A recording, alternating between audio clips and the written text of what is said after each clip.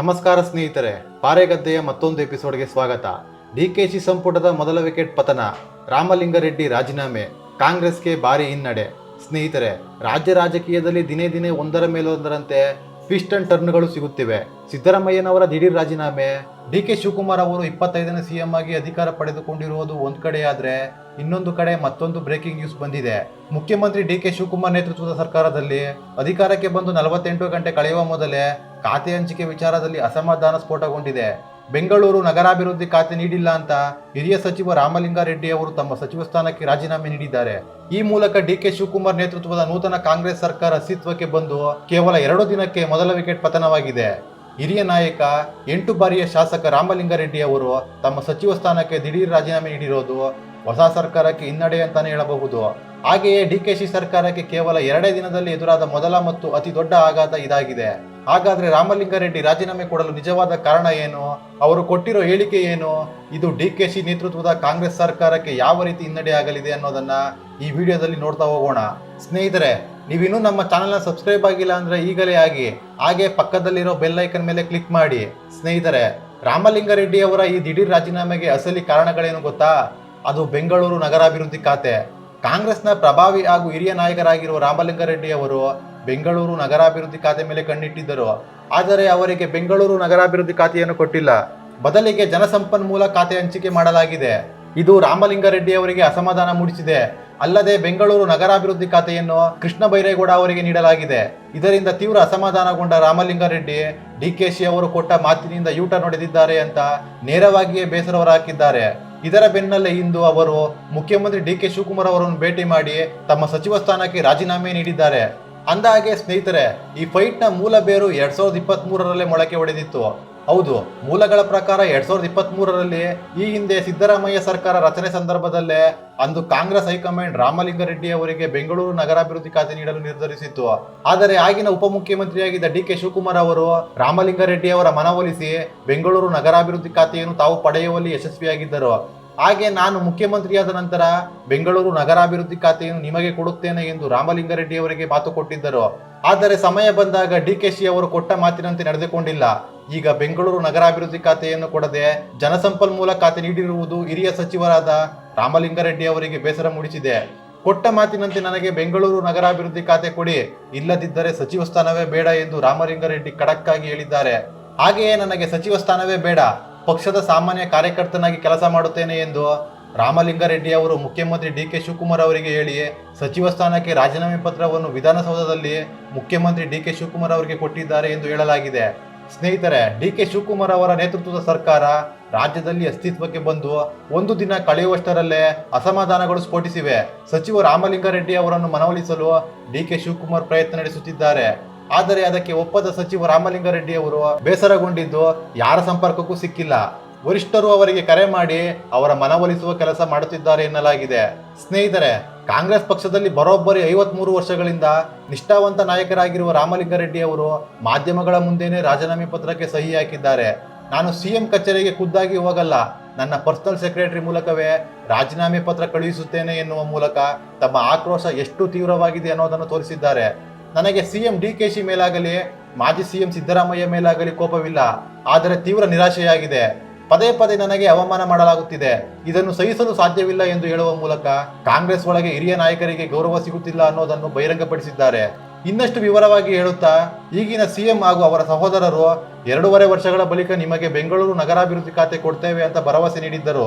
ಆದರೆ ಆ ಭರವಸೆ ಈಡೇರದ ಹಿನ್ನೆಲೆ ತಮ್ಮ ಆತ್ಮಕಾಂಕ್ಷಿ ಒಪ್ಪದ ಕಾರಣ ರಾಜೀನಾಮೆ ನೀಡುವ ನಿರ್ಧಾರ ತೆಗೆದುಕೊಂಡಿದ್ದೇನೆ ಎಂದು ಅವರು ಹೇಳಿದ್ದಾರೆ. ಹಾಗಂತ ರಾಮಲಿಂಗಾರೆಡ್ಡಿ ಅವರು ಕಾಂಗ್ರೆಸ್ ಪಕ್ಷವನ್ನು ತೊರೆಯುತ್ತಿಲ್ಲ. ಈ ಬಗ್ಗೆ ಮಾತನಾಡಿದ ಅವರು, ನಾನು ಸಚಿವ ಸ್ಥಾನಕ್ಕೆ ರಾಜೀನಾಮೆ ನೀಡುತ್ತಿದ್ದೇನೆ ಹೊರತು ಕಾಂಗ್ರೆಸ್ ಪಕ್ಷವನ್ನು ಬಿಡಲ್ಲ, ಹಾಗೆಯೇ ಶಾಸಕರ ಸ್ಥಾನಕ್ಕೂ ರಾಜೀನಾಮೆ ಕೊಡುವುದಿಲ್ಲ, ಕಾಂಗ್ರೆಸ್ ಶಾಸಕ ಹಾಗೂ ಕಾರ್ಯಕರ್ತನಾಗಿ ಮುಂದುವರಿಯುತ್ತೇನೆ ಎಂದು ಸ್ಪಷ್ಟಪಡಿಸಿದ್ದಾರೆ. ಇನ್ನು ಅವರ ರಾಜಕೀಯ ಜೀವನ ನೋಡೋದಾದ್ರೆ, ರಾಮಲಿಂಗಾರೆಡ್ಡಿ ಅವರು ಕಾಂಗ್ರೆಸ್ ಪಕ್ಷದ ಹಿರಿಯ ಮತ್ತು ಪ್ರಭಾವಿ ಮುಖಂಡರು. ಸತತವಾಗಿ 8 ವರ್ಷಗಳ ಕಾಲ ಶಾಸಕರಾಗಿ ಆಯ್ಕೆಯಾಗಿರುವ ಹೆಗ್ಗಳಿಕೆ ಇವರದ್ದು. ಪ್ರಸ್ತುತ BTM ಲೇಔಟ್ ಕ್ಷೇತ್ರದಲ್ಲಿ ಶಾಸಕರಾಗಿದ್ದಾರೆ.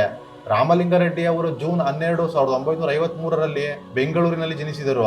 ಜಯನಗರ ಕ್ಷೇತ್ರದ ಮಾಜಿ ಶಾಸಕಿ ಸೌಮ್ಯ ರೆಡ್ಡಿ ಹಾಗೂ ಶ್ರೀರಾಜ್ ರೆಡ್ಡಿ ಇವರ ಮಕ್ಕಳು. 1973-74ರಲ್ಲಿ ಸರ್ಕಾರಿ ವಿಜ್ಞಾನ ಕಾಲೇಜಿನಲ್ಲಿ ವಿದ್ಯಾರ್ಥಿ ಸಂಘದ ಕಾರ್ಯದರ್ಶಿಯಾಗಿದ್ದರು. ಜೊತೆಗೆ NSUIಗೆ ಸೇರಿದರು. NSUI ರಾಷ್ಟ್ರೀಯ ಸಮಾವೇಶದಲ್ಲಿ ಭಾಗಿಯಾಗಿದ್ದಲ್ಲದೆ ಬೆಂಗಳೂರು ವಿವಿಯ ವಿದ್ಯಾರ್ಥಿ ಪರಿಷತ್ ಸದಸ್ಯರು ಆಗಿದ್ದರು. 1983ರಿಂದ 1988 ಬೆಂಗಳೂರು ಮಹಾನಗರ ಪಾಲಿಕೆಯ ಕಾರ್ಪೊರೇಟರ್ ಆಗಿ ಆಯ್ಕೆಯಾಗುವ ಮೂಲಕ ಚುನಾವಣೆ ರಾಜಕೀಯಕ್ಕೆ ಪಾದಾರ್ಪಣೆ ಮಾಡಿದರು.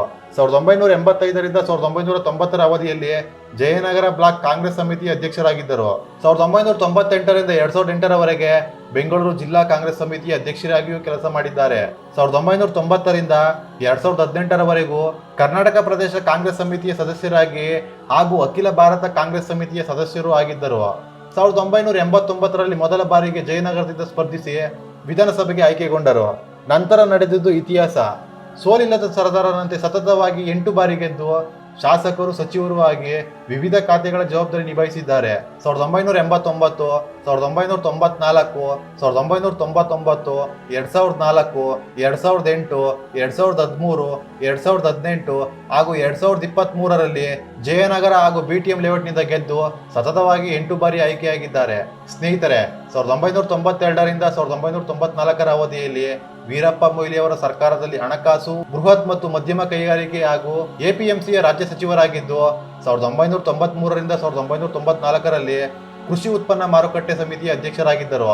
2002ರಿಂದ 2004ರ ಅವಧಿಯಲ್ಲಿ SM ಕೃಷ್ಣ ನೇತೃತ್ವದ ಸರ್ಕಾರದಲ್ಲಿ ಆಹಾರ ಮತ್ತು ನಾಗರಿಕ ಸರಬರಾಜು ಜೊತೆಗೆ ಬೆಂಗಳೂರು ನಗರಾಭಿವೃದ್ಧಿ ಮಂತ್ರಿಗಳಾಗಿದ್ದರು.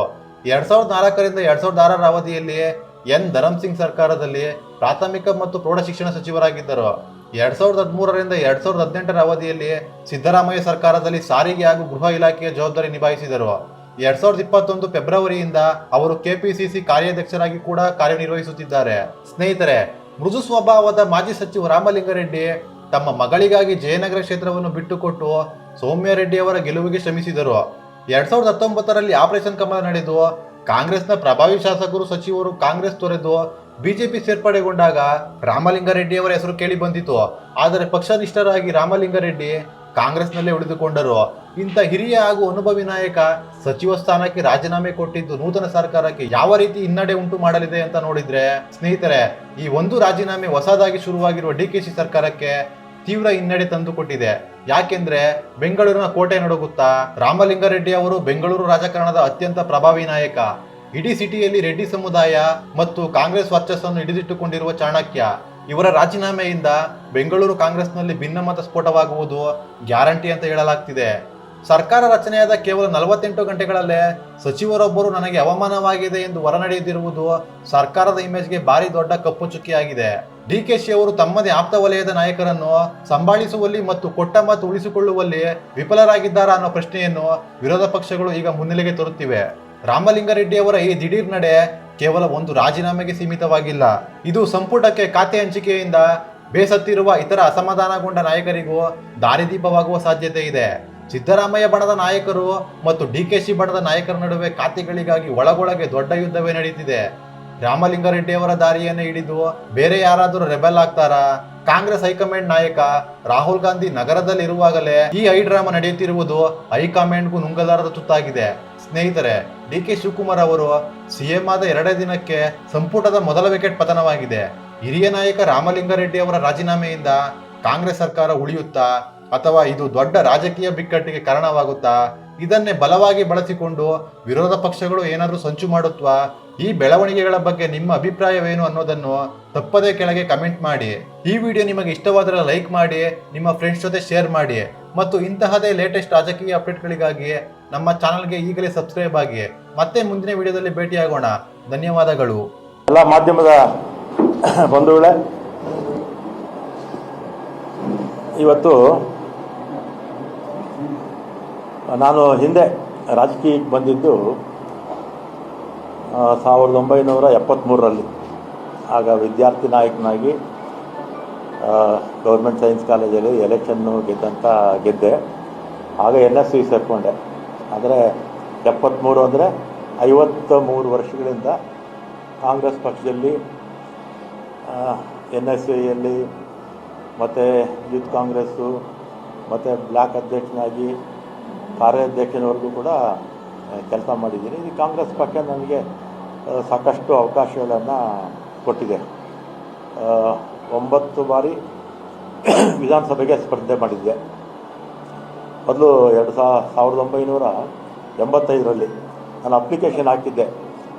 ಯಾರ ಮನೆಗೂ ಹೋಗಿ ನನಗೆ ಅಸೆಂಬ್ಲಿ ಸೀಟ್ ಕೊಡಿ ಅಂತ ಕೇಳಿರಲಿಲ್ಲ. ವೀರಪ್ಪನವರೇ ಕರೆದು ಸೀಟು ನನಗೆ ಕೊಟ್ಟರು. ಆಗ ಸೋತೆ ನಾನು. ಆಮೇಲೆ 89ರಿಂದ ಸತತವಾಗಿ 8 ಬಾರಿ ಬೆಂಗಳೂರು ನಗರದಲ್ಲಿ ಶಾಸಕನಾಗಿ, ಜಯನಗರ ಮತ್ತು BTM ವಿಧಾನಸಭಾ ಕ್ಷೇತ್ರದಲ್ಲಿ ಶಾಸಕನಾಗಿ ಗೆದ್ದಿದ್ದೇನೆ. ಮೊದಲನೇ ಸಲ ವೀರಪ್ಪನವರ ಮಂತ್ರಿಮಂಡಲದಲ್ಲಿ ಸಚಿವನಾಗಿದ್ದೆ.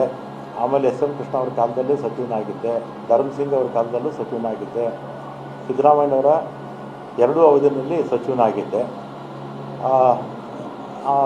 ಎಲ್ಲ ಮುಖ್ಯಮಂತ್ರಿಗಳ ಹತ್ರ ಕೂಡ ನಾನು ಯಾವತ್ತೂ ಕೂಡ ನನಗೆ ಮಂತ್ರಿ ಮಾಡಿ ಅಥವಾ ಇಂಥ ಪೋರ್ಟ್ಫೋಲಿಯೋ ಕೊಡಿ ಅಂತ ಯಾವ ಮುಖ್ಯಮಂತ್ರಿಗಳನ್ನು ನಾನು ಕೇಳಿರಲಿಲ್ಲ. ಆಮೇಲೆ 2023ರಲ್ಲಿ ಮುಖ್ಯಮಂತ್ರಿಗಳು ಸಿದ್ದರಾಮಯ್ಯನವರಾದರು. ಆಗ ನಾನು ಅವ್ರನ್ನ ಹೋಗಿ ನಾನೇನು ಮಿನಿಸ್ಟ್ರು ಮಾಡಿ ಅಂತ ನಾನೇನು ಕೇಳಿರಲಿಲ್ಲ. ಅವರೇ ಕರೆದು ನನ್ನ ಮಿನಿಸ್ಟ್ರು ಮಾಡಿದ್ರು. ಆಮೇಲೆ 20ನೇ ತಾರೀಕು ಪ್ರಮಾಣ ವಚನ ಆಯಿತು. 23ನೇ ತಾರೀಕು ಸುರೇಶ್, ನಮ್ಮ ಬೈತಿ ಸುರೇಶ್ ಈಗ ಮಂತ್ರಿಗಳಾಗಿದ್ದಾರೆ, ಅವರು ಫೋನ್ ಮಾಡಿ ಮುಖ್ಯಮಂತ್ರಿಗಳು ಮಾತಾಡಬೇಕಂತ ಬನ್ನಿ ಅಂದರು. ಕನ್ನಿಂಗ್ಹ್ಯಾಮ್ ರೋಡ್ಗೆ ಹೋದೆ. ಅಲ್ಲಿ ಮೇಲ್ಗಡೆ ಯಾರೋ ಇದ್ದರು, ಸೆಲ್ಲರಲ್ಲೇ ಪಾರ್ಕಿಂಗಲ್ಲಿ ನಾನು ಸುರೇಶ್ ಮಾತಾಡಿದ್ವಿ. ಏನು ಕರೆದಿದ್ದೇನು ಅಂತ ಕೇಳಿದೆ. ಅದಕ್ಕೆ ನಿಮಗೆ ಬೆಂಗಳೂರು ಪೋರ್ಟ್ಫೋಲಿಯೋ ಕೊಡ್ತೀನಿ ಅಂತ ಹೇಳಿದರು. ಅಷ್ಟೇ ತಾನೇ ಫೋನಲ್ಲಿ ಹೇಳಿದರೆ ಸಾಕಾಗಿತ್ತು, ಇದಕ್ಕೆ ಯಾಕೆ ಕರೆದ್ರಿ ಅಂತೇಳಿ ನಾನು ಸಿದ್ದರಾಮಯ್ಯ ಭೇಟಿನೂ ಮಾಡಲಿಲ್ಲ. ಅವರು ಬೆಂಗಳೂರು ಪೋರ್ಟ್ಫೋಲಿಯೋ ಕೊಡ್ತೀನಿ ನಾನು ಬಂದುಬಿಟ್ಟು, ನಾನೇನು ಕೇಳಿರಲಿಲ್ಲ ಪೋರ್ಟ್ಫೋಲಿಯೋ ಕೊಡಿ ಅಂತ. ನಾನು ಸಿದ್ದರಾಮಯ್ಯನವ್ರನ್ನೂ ಕೇಳಲಿಲ್ಲ, ಅವರೇ ವಾಲಂಟಿಯರ್ ಆಗಿ ಕೊಡ್ತೀನಿ ಅಂತ ಹೇಳಿದರು. ಆಮೇಲೆ 25ಕ್ಕೆ ಅನೌನ್ಸ್ ಆಯಿತು ಪೋರ್ಟ್ಫೋಲಿಯೋ. ನಾನೇ ಮತ್ತೆ ಟ್ರಾನ್ಸ್ಪೋರ್ಟ್ಗೆ ಹಾಕ್ಬಿಟ್ಟಿದ್ರು. ಆಮೇಲೆ ನಾನು ಫೋನ್ ಮಾಡಿದೆ, ಸುರೇಶ್ಗೆ ಫೋನ್ ಮಾಡಿದೆ. ಅವರಿಬ್ಬರು ಜೊತೆನೇ ಕಾರಲ್ಲಿ ಹೋಗ್ತಾಯಿದ್ರು. ಯಾಕೆ ಈಗ ಆಯಿತು ಅಂತ ಹೇಳಿದೆ. ಇದು ಬೇರೆ ಬೇರೆ ಕಾರಣಗಳಿಂದ ಇದು ಬದಲಾವಣೆ ಆಗೋಯಿತು ಅಂತ ಹೇಳಿದರು. ಆಮೇಲೆ ನಾನು 25ನೇ ತಾರೀಕು ಮಾತಾಡಿದ್ಮೇಲೆ ನಾನೇನು ಕೇಳಿರಲಿಲ್ಲ, ಯಾರು ಇಂಥ ಇಲಾಖೆ ಬೇಕು ಅಂತ ನಾನು ಕೇಳಿರಲಿಲ್ಲ. ಅವರೇ ಕರೆದು ಕೊಡ್ತೀನಿ ಅಂತ ಹೇಳಿದರು. ಆಮೇಲೆ ನನ್ನ ಬೇಡ, ನನ್ನ ಮಂತ್ರಿಮಂಡಲದಲ್ಲಿ ಇರೋದಿಲ್ಲ ಅಂತ ನಾನು ಹೇಳಿದೆ. ಆಮೇಲೆ ನಮ್ಮ ಈಗಿನ ಮುಖ್ಯಮಂತ್ರಿಗಳು ಯಾರು, ನಮ್ಮ ಶಿವಕುಮಾರ್ ಅವರು ಮತ್ತು ಅವರ ಸಹೋದರ DK ಸುರೇಶು, ಇವರೆಲ್ಲ ನಮ್ಮ ಮನೆಗೆ ಬಂದು 2.5 ವರ್ಷ ಆದಮೇಲೆ ನಾನೇ ಚೀಫ್ ಮಿನಿಸ್ಟರ್ ಆಗ್ತೀನಿ, ಆಗ ನಿನಗೆ ಈ ಪೋರ್ಟ್ಫೋಲಿಯೋ ಬಿಟ್ಕೊಡ್ತೀನಪ್ಪ ಅಂತ. ನಾನು ಸಾಯಂಕಾಲ 4 ಗಂಟೆವರೆಗೂ ಇದ್ದರು ನಮ್ಮ ಮನೇಲಿ, ಅಲ್ವೇನಪ್ಪ? ಸಂಜೆ 4 ಗಂಟೆವರೆಗೂ ನಮ್ಮ ಮನೇಲಿ ಇದ್ದರು. ನೀವು ಮಾಧ್ಯಮದವರೆಲ್ಲ ಇದ್ದೀರ, ಅವತ್ತು ಎಲ್ಲ ನಮ್ಮ ಮನೆ ಮುಂದೆನೇ ಇದ್ದರು. ನಾನು ಆಯಿತು ಅಂತ ಸುಮ್ಮನೆ ಆದೆ. ಮತ್ತು ಮೊನ್ನೆ 25ರಲ್ಲಿ ಅವರು CM ಆಗಿ ಓದ್ ತಗೋಬೇಕು. ಅದರ ಹಿಂದಿನ ದಿನವೇ ನಾವು ಹೋಗಿದ್ವಿ. ನಾನು ಕೃಷ್ಣರಾಜ್ ಅವರು ಇಲ್ಲೇ ಇದ್ದಾರೆ, ಅವ್ರಿಗೆ MLC ಸೀಟ್ಗೆ ರೆಕಮೆಂಡೇಷನ್ ಮಾಡೋದಕ್ಕೆ ಹೋಗಿದ್ದೆ ಕೃಷ್ಣರಾಜ್ ಅವರಿಗೆ. ಆಮೇಲೆ ಕೃಷ್ಣರಾಜ್ ಅವರು ಅವ್ರ ವಿಚಾರ ಮುಗಿದ ಮೇಲೆ ನಾವಿಬ್ಬರೇ ಪರ್ಸ್ನಲ್ಲಾಗಿ ಕೂತಿದ್ದಾಗ ನಾನೇನು ಇವ್ರನ್ನೂ ಯಾರು ಶಿವಕುಮಾರ್ ಅವ್ರನ್ನೂ ಕೂಡ ನಾನು ಮಂತ್ರಿ ಮಾಡ್ಕೊಳ್ಳಿ ಅಂತ ಕೇಳಲಿಲ್ಲ, ಅಥವಾ ಸಿದ್ದರಾಮಯ್ಯನವ್ರ ಹತ್ರ ಹೋಗಿ ನಾನು ಮಂತ್ರಿ ಮಂಡಲದಲ್ಲಿ ಸೇರಿಸಿ ಅಂತ ಹೇಳಲಿಲ್ಲ, ಅಥವಾ ಹೈಕಮಾಂಡ್ಗೆ ಹೋಗಿ ನನ್ನ ಮಂತ್ರಿ ಮಾಡಿ ಅಂತ ನಾನೇನು ಕೇಳಿರಲಿಲ್ಲ. ಮಾಡಿದ್ದಾರೆ, ಸಂತೋಷ.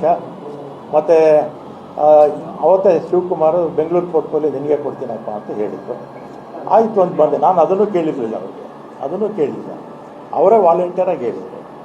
ಆಮೇಲೆ ನೋಡಿದ್ರೆ ಈಗ ಜನಸಂಪನ್ಮೂಲ ಕೊಟ್ಟಿದ್ದಾರೆ. ನನಗೆ 2 ಬಾರಿ ಕೂಡ ಅವರೇ ಕರೆದು ಕೊಡ್ತೀವಿ ಅಂತೇಳಿ ಆಮೇಲೆ ಬೇರೆಯವ್ರಿಗೆ ಆಯಿತು.